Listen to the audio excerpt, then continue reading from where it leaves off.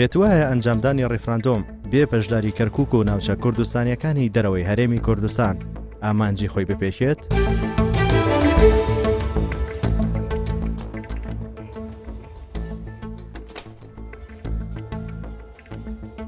بڕاستی ئەس نابینم یعنی ڕێفراندۆم بێتەکردنێ بیک و کەرکووکی و ئەو ناوچێت دەبڕی چونکو ئەماکو پێشمەرگە ئەمە زۆر خینە لوا دەڤەرارێتیە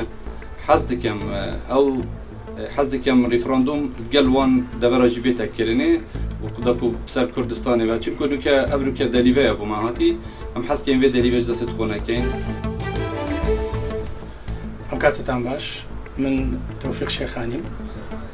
پێم وانییە گەشتبرسی سەرکەوتن بەدەست بێنێ بەبێ ئەم ناوچانە.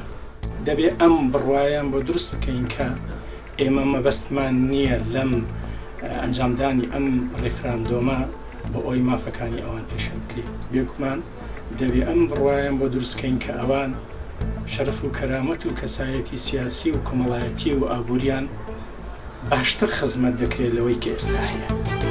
من محەممەد عەزیز باشقالیمە، سەبارەت بە ڕێفراندۆمی هەرێمی کوردستان.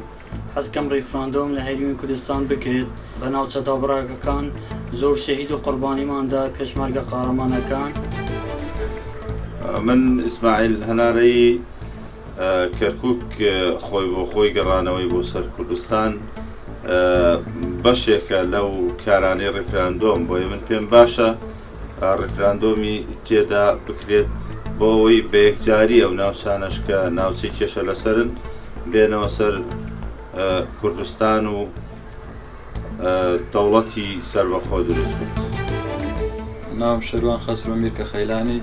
بەنسبەت ڕێفراندۆم من پێم باشە ڕێفراندۆم لە هەموو هەرێمی کوردستان بە ناوچە دابڕاوەکانیشدا ئەنجام بدرێت، چونکە ناکرێت ئێمە ئەو ناوچانە جیا بکەینەوە لە هەرێمی کوردستان، چونکە قوربانیمان داوە پێشمەرگە بە خوێنی خۆی ئەو ناوچانەی ئازاد کردووە.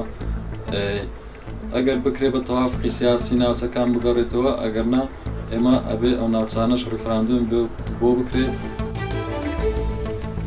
من شێرزاد شێخمەجید وەکو خەڵکی کەرکووک داواکارم لە هەموو بەرپرسان و دام و دەستگا حزبیەکان و حکوومیەکان ڕێفراندۆم ئەنجام بدرێت لە شاری کەرکووک، چونکە شاری کەرکووک زۆر زەرورە ڕێفراندۆمی لێ بکرێت. بە قەناعەت و بۆچوونی من ئەگەر ڕێفراندۆمی لێ نەکرێت دووکوە ڕێفراندۆم هەر نەکرێت باشترە، چونکە دەڵێن کەرکووک ناتە دابڕاوەکانە نەخێر، کەرکووک دزراوە.